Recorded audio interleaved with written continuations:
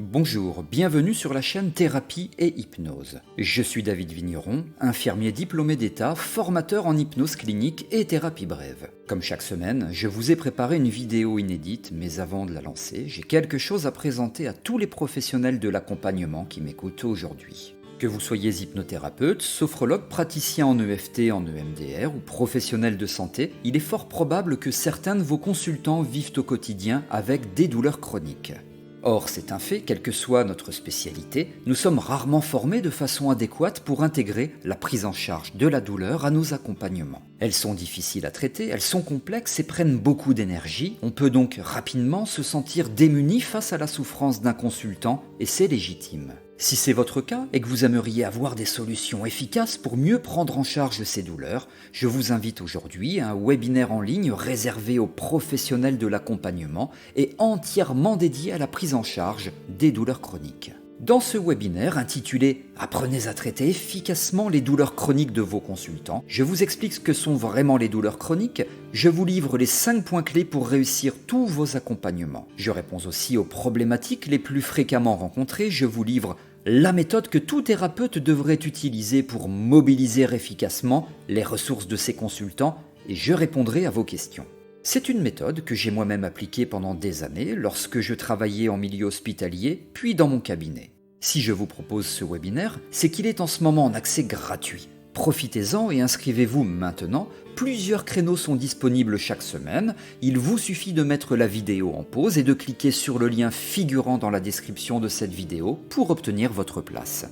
Merci pour votre attention. On se retrouve très vite dans cette conférence en ligne. En attendant, c'est parti pour votre vidéo.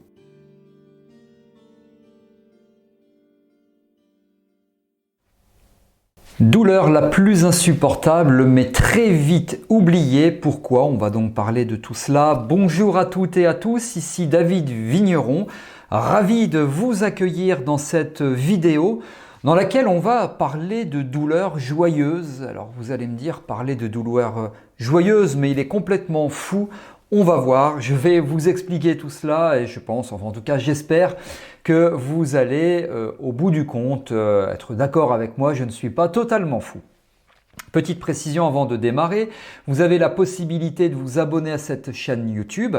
Pour cela, cliquez sur le bouton s'abonner et activez la cloche de notification pour être informé lorsque je sors de nouvelles vidéos et vous savez que c'est quelque chose de tout à fait régulier et cette information, si vous cliquez sur la cloche de notification, eh bien c'est tout à fait gratuit.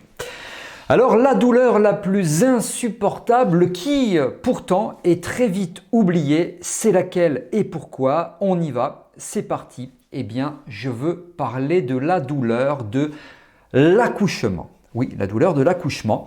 Alors il y a quelques mois de cela, j'ai réalisé une vidéo que je vous ai proposée dans laquelle je vous ai parlé des douleurs les plus insupportables. L'accouchement en faisant partie, sans péridurale bien sûr.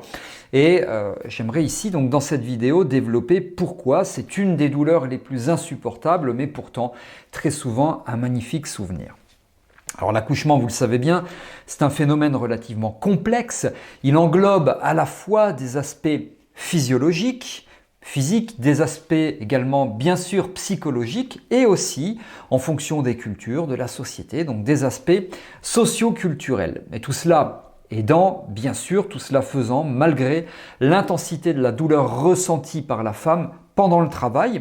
Il y a de nombreuses personnes, de nombreuses mamans qui mettent au monde, qui en gardent un souvenir extrêmement positif. C'est notamment le cas de ma maman, et ce pour plusieurs raisons qui sont interdépendantes. Alors d'abord, physiologiquement, c'est intéressant à savoir, la douleur de l'accouchement, elle est unique en ce qu'elle signale un processus qui est tout à fait naturel, sain, plutôt qu'une maladie ou une blessure. C'est une douleur où la maman, la femme confronte cette personne à un objectif clair. D'une part, il est tout à fait clair et bénéfique, la naissance d'un enfant. Il est à la fois clair et bénéfique, mon bébé va venir au monde. C'est donc une douleur qui, entre guillemets, a une belle utilité, l'utilité la plus noble qui soit, celle de donner la vie. Alors, si je vous parle, je décontextualise un tout petit peu, de la douleur de l'infarctus du myocarde, cette douleur qui est souvent médiothoracique, qui est constrictive, qui serre, qui peut être irradiante ou pas, une douleur souvent violente, eh bien, cette douleur de l'infarctus du myocarde, elle est quand même un petit peu moins agréable, mais elle a quand même une utilité. Alors, pas celle de donner la vie, bien sûr, mais de sauver la vie, ok, parce qu'elle est la signature d'une obstruction coronarienne. Et s'il n'y a pas de douleur qui alarme, puisque dans ce cas que j'évoque, l'infarctus du myocarde, c'est une douleur qui alerte, eh bien la personne ne se met pas au repos, n'appelle pas le SAMU, etc. Et puis donc peut s'effondrer, faire un ACR, un arrêt cardio-respiratoire. Ça arrive chez certaines personnes qui sont victimes de ce qu'on appelle un infarctus muet. Donc voilà, juste pour cela.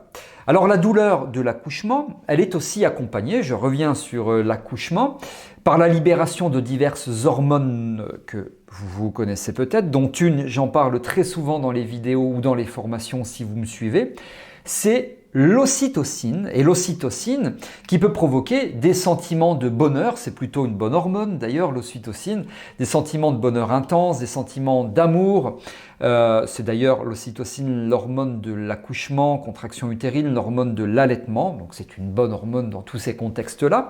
Il y a également des sécrétions d'endorphines, endomorphines qui ont un effet analgésique naturel, alors qui aide à soulager un petit peu la douleur, mais vous l'avez compris, bien sûr, ça ne fait pas tout, et qui contribue au sentiment de bien-être après l'accouchement. Donc, ce sont des raisons qui font que la douleur de l'accouchement est plus facilement supportée, en tout cas, elle laisse de meilleures traces s'agissant de souvenirs. On continue, psychologiquement, la douleur, elle peut être atténuée par l'expérience de l'accouchement en elle-même, qui est souvent une période de grande anticipation et d'excitation.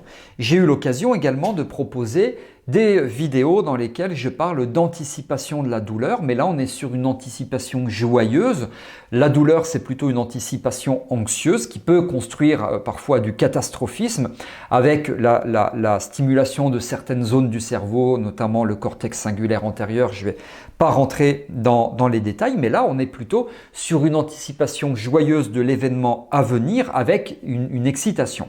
Et donc le soutien émotionnel de la part des personnes qui entourent la personne, la maman qui va accoucher, donc la patiente si vous voulez, ça aide aussi la famille, je pense notamment au personnel médical, paramédical, qui peut également jouer un rôle crucial dans l'expérience vécue par la femme. Mieux on est entouré, et bien plus belle est l'expérience. En plus, ce sentiment d'accomplissement et de force intérieure après avoir traversé le travail, ça peut vraiment transformer la perception de la douleur en une sorte, et je mets des guillemets, de badge d'honneur, en clair, en une sorte de fierté personnelle, et il y a de quoi. Alors ensuite, d'un point de vue socio-culturel, eh bien l'accouchement, il est souvent célébré comme un rite de passage important, on devient femme, les sociétés ont tendance ici et là à valoriser et à célébrer la maternité, ce qui est le cas chez nous, ce qui contribue évidemment à une perspective positive de l'accouchement. Les histoires partagées entre mamans pendant les repas de famille ou autres, ou après d'ailleurs, les cérémonies et les traditions qui entourent la naissance et après contribuent elles aussi à encadrer l'expérience de manière positive. Alors, mémoriellement parlant, au niveau de la mémoire humaine, elle a une tendance connue sous le nom, alors je vais peut-être vous apprendre quelque chose, il ne me semble pas l'avoir déjà abordé dans les vidéos, une tendance connue sous le nom de biais de rétrospection positif, c'est-à-dire que les gens ont tendance à se rappeler des événements passés plus favorablement qu'ils ne les ont vécus. Et donc avec le temps, les détails de la douleur de l'accouchement s'estompent, tandis que les moments de joie, de bonheur absolu, puisqu'on a donné la naissance, on a donné la vie, ainsi que les aspects positifs de l'expérience, eh bien ça a tendance à rester dans l'esprit, mais à s'engrammer d'une façon positive.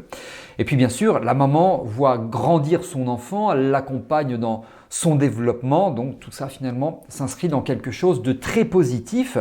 Voilà pourquoi très fréquemment, c'est notamment le cas de ma maman qui a eu 3 enfants, bon, moi et un frère et une sœur, qui me dit très souvent, mes pires douleurs, ça a été les 3 fois où j'ai accouché, mais ce sont paradoxalement, j'allais dire, même si elle ne le décrit pas en des termes comme ceci, les plus beaux jours de ma vie. C'est très paradoxal et on commence à comprendre pourquoi. Donc ainsi, l'accouchement peut être rappelé comme un souvenir positif et émouvant aussi, bien sûr, malgré tout, ou peut-être à cause de la douleur intense qui accompagne cet événement. C'est une espèce d'interconnexion de réponses biologiques, vous avez compris, d'expériences émotionnelles, psychologiques, vous l'avez compris, socio-culturelles, et puis avec tout ce soutien qui entoure la personne et la capacité humaine, je vous l'ai expliqué, à reconstruire des souvenirs qui, tout cela ensemble, forment une histoire, une expérience complexe et souvent étant mieux, joyeuse autour de la naissance d'un enfant. Voilà tout ce que je souhaitais partager avec vous ici. Je vous rappelle que vous avez la possibilité d'assister à mon webinaire sur les douleurs chroniques. Allez-y, c'est sous cette vidéo. Et si vous avez des commentaires, des remarques, des suggestions ou autres, n'hésitez pas à m'en faire part. Là aussi, c'est sous cette vidéo. Et si vous avez aimé la vidéo, vous pouvez liker en cliquant sur le pouce bleu. Merci pour votre attention. Je vous retrouve avec grand plaisir dans d'autres vidéos. À très bientôt.